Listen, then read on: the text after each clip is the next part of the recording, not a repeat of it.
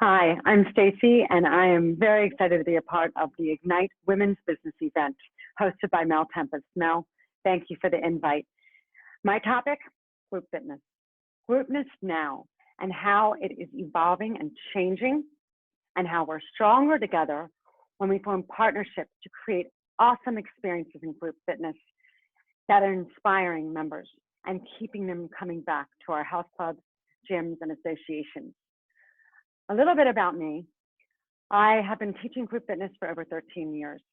I'm the owner of Soul Body Fitness, a programming company that designs and creates classes that are relative, on trend, smart, results driven.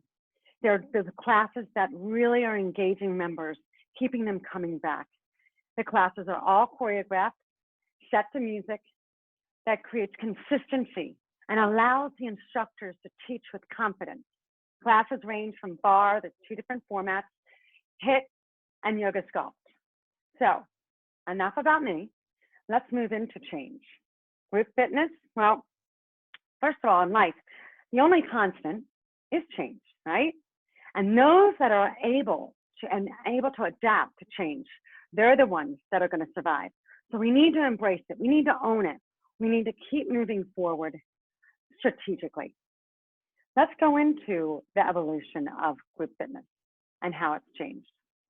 Mid-1900s, when it started coming to the forefront and understanding that exercise and movement is healthy for the body.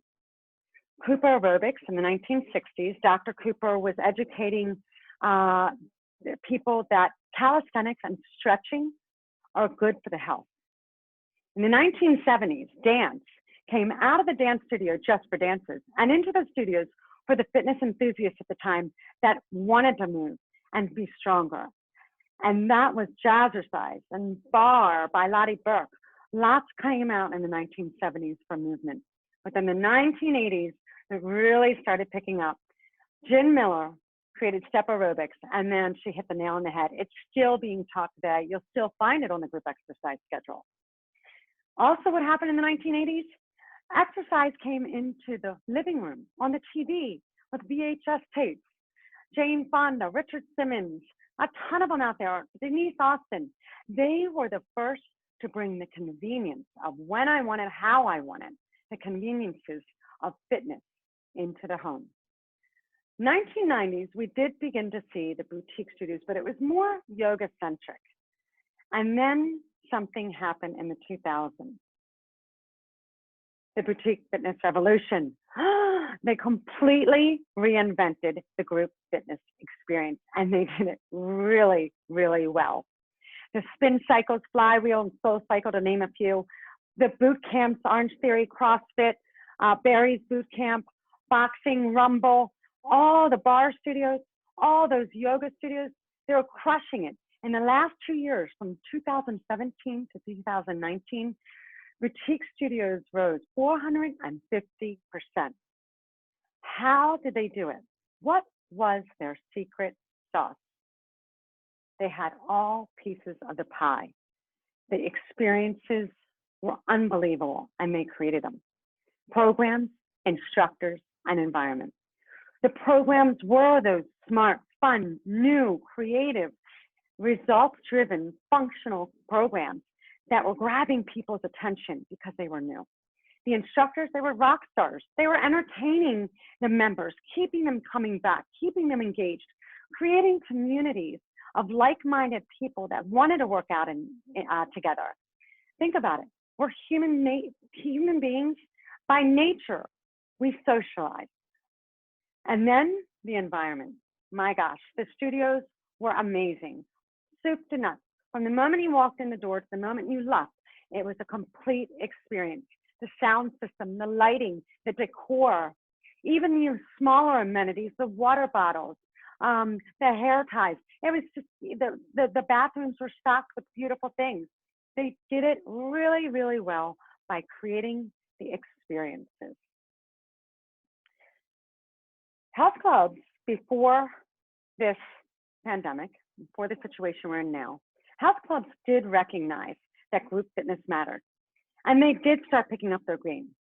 If you look at these numbers, it makes sense how much group fitness is a retention tool. 22% of a grouper stays longer with their gym. 84% of a grouper will recommend their health club, gym, or association than a non-grouper. And non-grouper, I mean the one that just comes in for the cardio equipment or the weight training. The groupers are the ones that want to be together, work out together, and they're bringing their friends to the table. 65% of a potential member walking into a club is going to look at that group exercise schedule first before deciding to join. So again, group fitness, huge retention tool. Then, like I said, something happened Q1 this year. It was crazy. We're in a pandemic globally, and everybody stopped. They took a breath. They looked around. They came to this T intersection. They had to either turn right or left, and they all went live everywhere. I mean, social media blew up with fitness. It just goes to show you, as much as you saw on social media, it was all group fitness exercise that people were bringing to the forefront, whether it was free or now they're doing paid.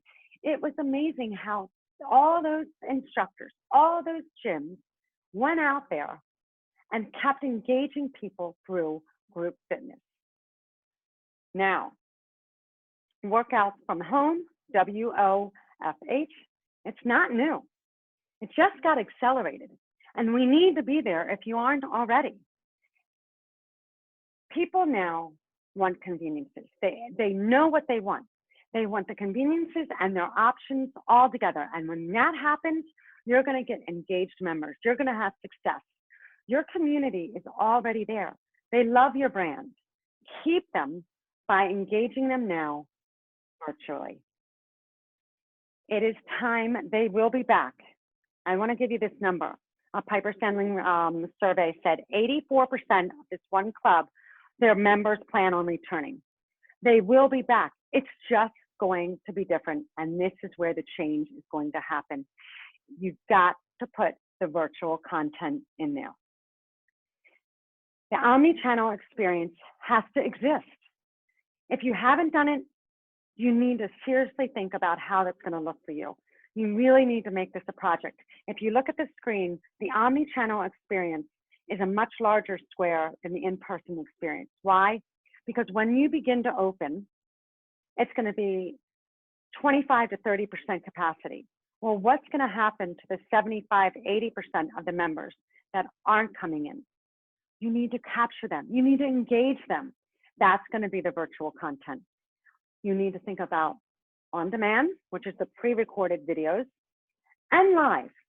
Give those instructors that platform to connect with your members that they love, and the classes that your members love. Now, as you're looking at these platforms, make sure they are efficient and there is a long-term goal here. They're going to work for you long-term. I'm not here to educate you on virtual platforms. I can share with you a couple that I feel will be long-term, but every day I get a new email from another company that is offering virtual platforms and able to take our content online. So here I have Burn-Alone, Uscreen, Vimeo, Zoom, Yondo, MindBody's getting there. Those are to name just a few that will be able to possibly be the long term. You need to do your homework. You need to make this a project, spend some time on it, research, talk to your colleagues and others that are, see what they're doing. I put Facebook and IG, Instagram at the end there and YouTube. That's not your long term, but it's also a great platform to keep them engaged just a little bit. It's free content, but that's okay. It's keeping them engaged. It's keeping them connected. That's a good thing. On the other side, I have Wexer and Fitness on Demand. These are platforms that host on demand, professionally recorded workouts. We're a part of them, and they are in the health club.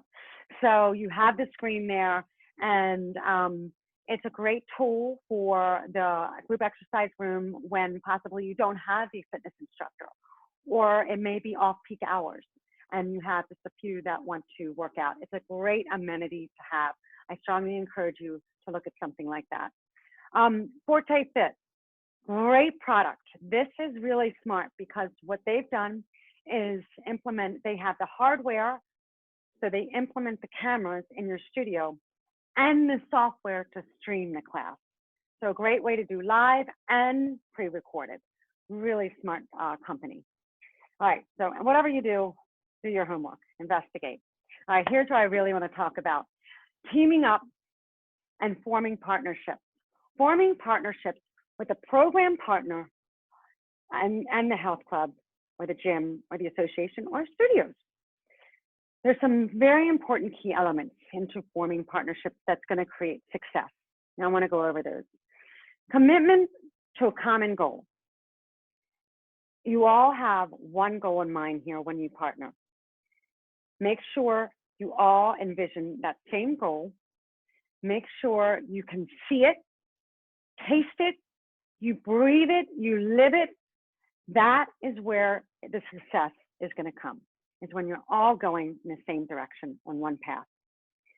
Complementary capabilities. What I mean by that is you do you. The club operator, they're doing their job really, really well. Let them implement it. The program partner, whether it's in-house or third party, they do really well creating the content, the manual, the choreography. Let them do what they do really well and then come into the middle. Communication has got to be there. Communication from both parties, so that's actually a buzzword right now, right? Everybody's talking about communicating with your team members, communicating with your members. You need to communicate when you form a partnership here with the program partner and the club operator or director, okay? Adapt to each other's differences. The club may have certain needs and the program partner is gonna have certain needs or ways of, it may be equipment or ways that they have created their class. And the club can only do so much. So they have certain limitations. Make sure the two of them can adapt to each other to create that goal and that makes that a success. Trust, it's got to be there. You got to both trust that you know you're heading towards that common goal together to make it the best experience and the best success. Last one is reputation. Again, do your homework. Club operators, associations, directors, do your homework, research, find out if that program partner is really the best fit. You have a need and you need to make sure they're going to fill it. Okay, enough on the elements and key elements of partnership. Let's go into one more group that has to be a part of this success. It does take a village, and that's including the instructors, your trainers. They're all going to reach this common goal together. Use your instructors, pull them in, make them part of the communication, build up the communication with them, because why? They're your boots on the ground. They're your voice. They're the ones that are out there talking about the health club, talking about their classes, and engaging with your members, inspiring them, motivating them, getting them to come back for more. So don't forget to bring and pull them in. We actually work with a lot of clubs where one of the star instructors or leaders is the ambassador to the program. They are the ones maybe that connect with the program partner and make sure everything's going smoothly. If there's any questions about the choreography, continuing education, anything like that, bring them in, bring in your leaders there and make them a part of this relationship, this partnership, okay? All right. Two ways, a couple ways you can go about it. You can go about one or the other or both. Let's talk about each one. In-house. In-house is when you have a instructor that has created an amazing program, an amazing class. And you want to implement that throughout your association or throughout your health club. You've got to think about the cost of onboarding that person or that team. Are you going to see an ROI from it? Make sure they have developed something that is substantial enough to keep that education there. It's strong. The manual is comprehensive, and the instructors can really learn and develop from this implementation of new programming. I am a firm believer in choreography. It doesn't mean you're taking away the creativeness of the instructor. If anything, the choreography is delivering something on a silver platter for the instructors to take and bring their personality to the stage or to the front of the room with confidence. That's really important because they want to connect. Then lastly, what if that doesn't work out? Do you have a backup plan? Is there a plan B? Because the worst thing is a program taking off and then it fails and it comes off the group fitness schedule. Members get really disappointed. Don't build that excitement and then it fails. All right, the other option is third party. A third party, same thing. Do your homework. There are a lot of programs out there that have content, right? Make sure it's a sound company that will stay with you for the long term. You're going to need to inquire as well about the cost here. Is there licensing fees? What are the training fees? And then if there's choreography, what are those fees? And then take a step back and ask yourself, who's going to cover what? What's important for me? What can I afford? What can I not? How am I going to implement it? How am I not? And who's going to be responsible for what? Instructor versus club.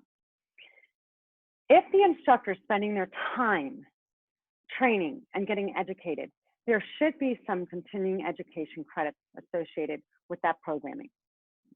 Okay, make sure it's worth their time. Get testimonials, get referrals, talk to your colleagues, find out what they're doing. Go to fitness conferences when we're back up and running, and see what's going on out in the group fitness world. Okay, and again, I'll go back to, you can have both of these. There's going to be in-house that is really successful, and there's going to be outside third-party programming that's going to be really successful. Whatever it is, implement it well and form that partnership. Okay, here, after that's all said and done, you've got win, win, win, win, win, win, win across the board. Because when a member is happy, everybody wins. So I really feel strongly about that hashtag Stronger Together. It really does mean something. We need to continue to inspire. We need to continue to elevate those experiences and keep the members engaged, coming back again and again. I want to share with you, this is a great testimonial and great stat here. Moe Hagan, who was the director of Good Life Fitness in Canada at the time in 2018, was looking for a program to just bring some freshness to her group fitness schedule and for her members. She wanted something new, something that was current, something that she knew her members would be excited for. She wanted to start with her women's division club. She did her homework and she approached me, and we decided we were going to work together. It has been an unbelievable success because of our partnership. Within 6 months after implementing the beginning of January 2018, they saw a 6% increase in group fitness participation. That's an amazing number. By the following year, we went into their co-ed clubs and we're still crushing it. As soon as they open back up, I know they can't wait to get back on that group exercise floor. The instructors are amazing. They have formed the most beautiful partnership between their operations, the programming partner, and their instructors. Okay, one more thing I want to talk about. Think outside the box. Why? Because it's now wellness. Health is a whole, and it is the wellness lifestyle. It's not just exercise. Wellness, said best by the Global Wellness Institute, who I love, wellness, the active pursuit of activities, choices, and lifestyles that lead to the state of holistic health. This is absolutely true now. Health is the whole package: nutrition, mindfulness, um, uh, movement, exercise, everything. It's being healthy as a whole. Global Wellness Institute, if you don't follow it yet, I suggest you do. They have great newsletters. But let's take a look at this box for program ideas. Again, think what else you could bring to the table to engage and keep your members coming back, to keep that community tight. You could have nutrition courses. You could have a nutrition class monthly, meetups. Can you even supply food at your gym from a local company that is providing really healthy nutrition? Mindfulness, meditation classes, recovery. This shouldn't be a buzzword. This should be an everyday word. Put those recovery and meditation classes on your group fitness schedule as well. Travel, wellness travel is $1 billion industry right now. It's not going anywhere. We will travel again. We will be back. I don't have a crystal ball, but I do believe we will be back. We are social creatures by nature. So talk about wellness travel. Maybe host a retreat. Maybe someone can sponsor a retreat through your club, bringing in, again, engaging your members. And music, actually music's really becoming part of the wellness scene as therapy. Bring it in. Maybe you have a concert. It's just a wonderful way, a special event to bring, again, your members into your house clubs and associations. So again, think outside the box. All right, I'm going to talk about change one more time. You change nothing, nothing is going to change, and you're not going to survive. We have to continue to evolve. Let's elevate this experience. It's time. I am here to help. You can tell I'm very passionate about group fitness, and I welcome you to reach out to me. Here's my phone, my email. I'm on LinkedIn. Any questions you have, any thoughts, ideas, I love feedback. Please bring them to me. I want to say one more time, thank you, Mel Tempest. She has created a beautiful platform for women leaders in fitness to talk about ideas and educate. So thank you again for spearheading this. It's been wonderful. And again, I look forward to hearing from you all.